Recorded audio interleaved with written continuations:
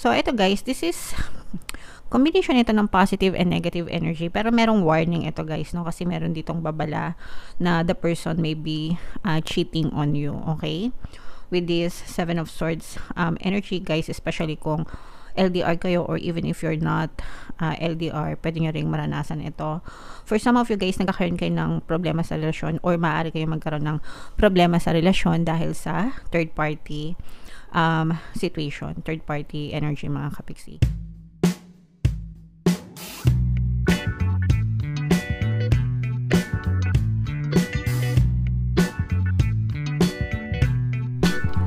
Hello guys, hello Taurus, welcome back to Pinay Pixie Tarot.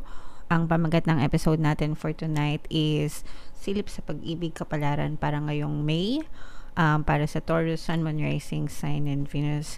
General reading lang guys, pwede mag-resonate, pwedeng hindi, combination ng positive and negative energy.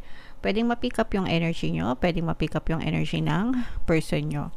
Roles can be reversed guys, so if in case hindi kayo naka-resonate dito, try nyong panoorin yung video dun sa zodiac sign ng person nyo, baka nandun yung energy nyo mga kapiksi.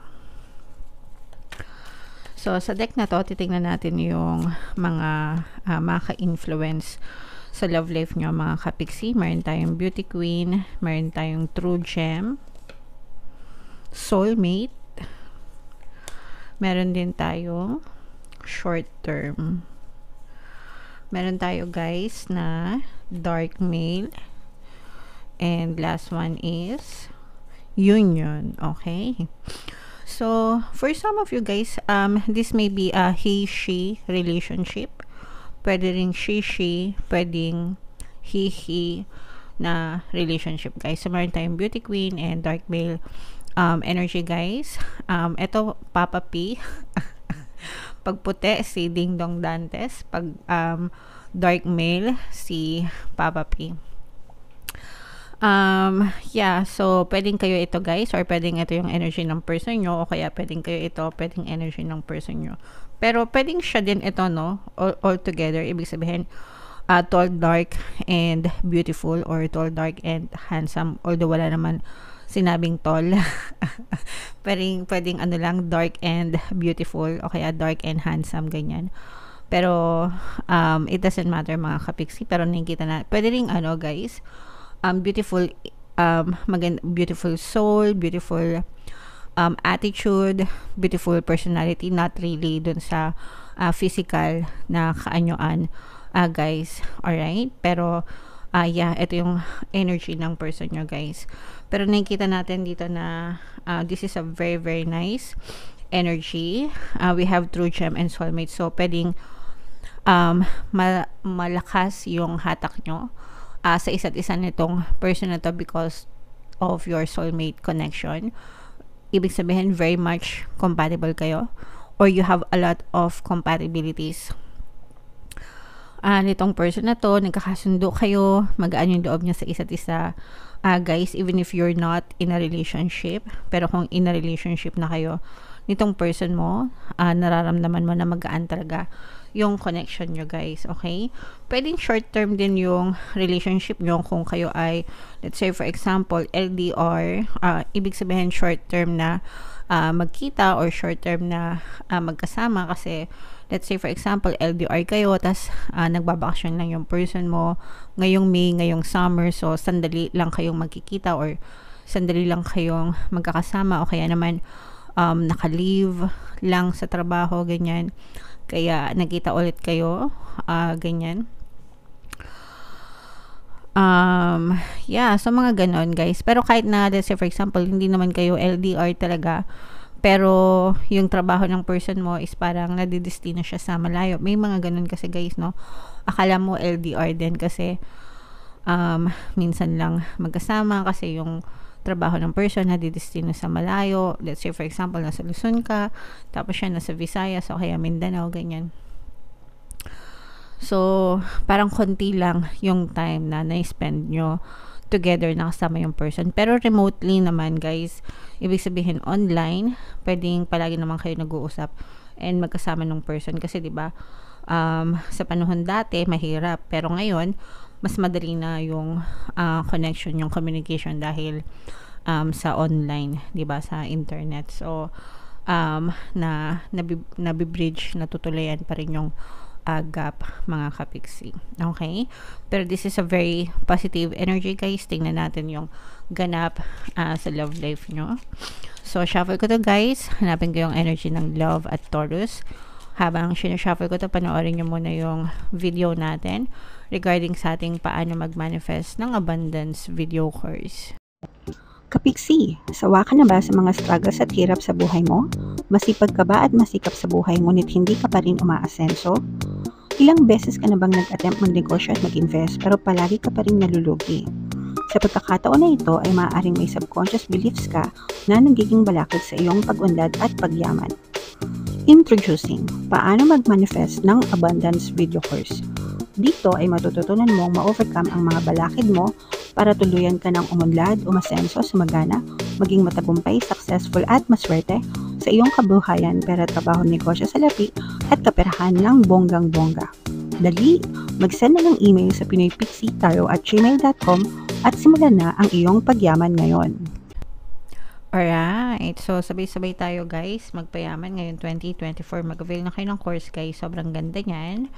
And good news, mga kapiksi, ngayong May, no, meron tayong bagong promo. Pwede kayong mamili, guys, kung gusto nyo ng 1 free pampaswerte subliminal o kaya naman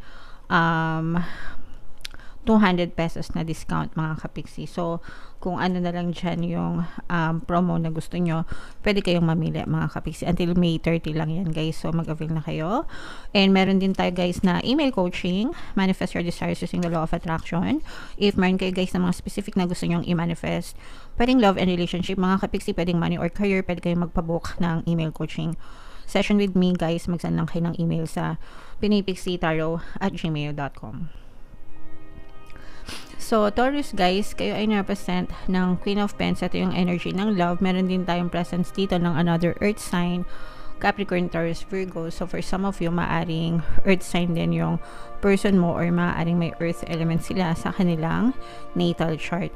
So, ito, guys, this is combination ito ng positive and negative energy. Pero merong warning ito, guys, no? Kasi meron ditong babala na the person may be cheating on you, okay? With this 7 of Swords energy, guys, especially kung LDR kayo or even if you're not LDR, pwede nyo ring maranasan ito. For some of you, guys, nagkakaroon kayo ng problema sa relasyon or maaari kayo magkaroon ng problema sa relasyon dahil sa third party situation, third party energy, mga kapiksi. Itong third party na to, guys, it doesn't necessarily mean na third party kabet. Pwedeng third party na ito hindi siya masyadong kabet, no? Kasi when we say third party, lahat ng external parties na pwedeng maka-apekto sa relasyon like trabaho, kabet, family, mga bisyo, ganyan, friends, yan, lahat yan. They are so-called third parties, mga kapiksi. And in your case, dalawa yung nakikita natin dito. Isa, work, at saka yung work or pera. And another one is mistress, mga kapiksi. So, given na yon yung sinabi ko sa inyo kanina, na sa work kasi yung iba sa inyo, pwedeng magkalayo kayo, no? Kaya nga sabi ko sa inyo kanina, pwedeng panandalian magkita kayo nitong person mo. Okay? Kasi kailangan niyang umalis agad dahil may trabaho siya or nandistino siya sa malayo o kaya naman baka nagbabakasyon lang. And then, for some of you naman, guys, this is a third party na mistress or kabet, another person, mga kapiksi. So, yun yung nakikita natin na nagiging issue or issue. Pwedeng issue nyo na yan ngayon, ongoing, or pwedeng magiging issue nyo pa lang. Pero there's a lot of sadness here sa relationship. Yung iba sa nyo, guys, parang parang confident yung person mo na hindi mo alam. Pero parang I'm sensing na for some of you, parang meron nang nagmarites sa inyo nitong ginagawa ng person mo, or pwedeng napapansin mo na yan. Tsaka parang feeling ko, guys, comment down below if naka-resonate kayo, parang na wrong send yung person mo, especially kung meron siyang ka-chat or ka-text, ganyan. parang na wrong send yung person mo ng message, na parang imbis na dun sa other person isasend yung message, sa iyo na isend, mga kapiksi. So parang nagkaroon ka na ng idea, ganyan. And sadness is creeping in sa inyo, mga kapiksi. Ibig sabihin medyo nag-start na kayong malungkot, and parang nandoon na, nagsisimula na magkaroon kayo ng duda and takot dito sa person na to or dun sa sitwasyon, but you are trying to remain strong, mga kapiksi. Okay? Kumbaga parang sinusubukan mo pa rin baliwalain, baka wala lang yun, baka hindi totoo, baka ganito, ganyan.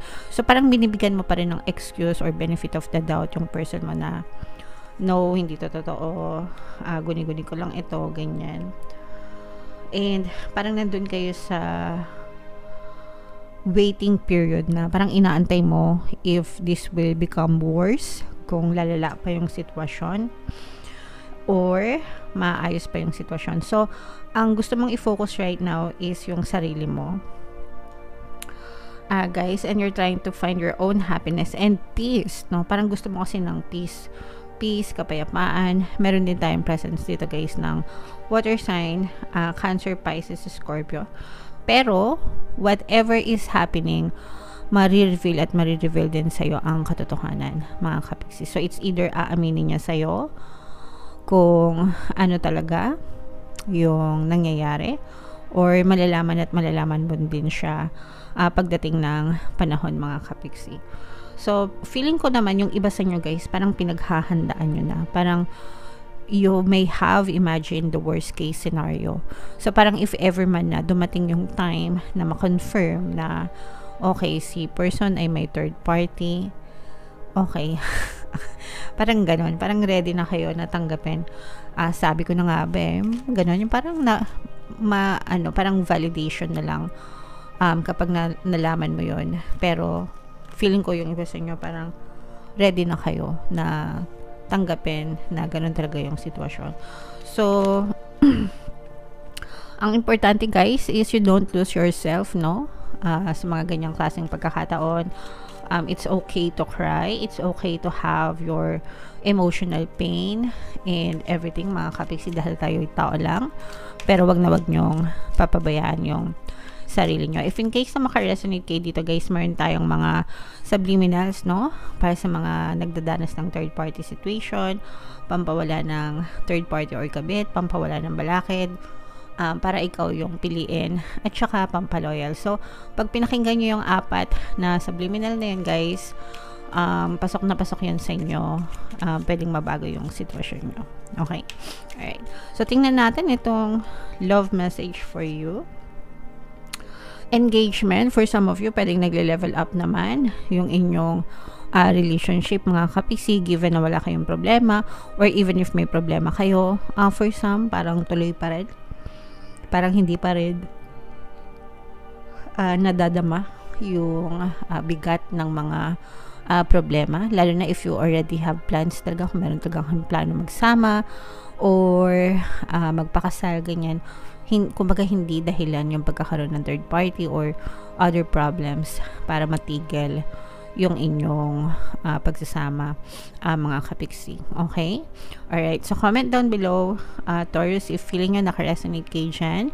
Ito yung ating mga relationship subliminal, guys. Pwede yung pakinggan para makatulong sa inyo. And ito naman yung ating success stories ng paano mag-manifest ng abundance video course. Click here to subscribe, guys, and click here to join our membership program. Thank you for liking, sharing, and subscribing. And see you again next time. I love you all, guys. Have a nice day. Bye-bye.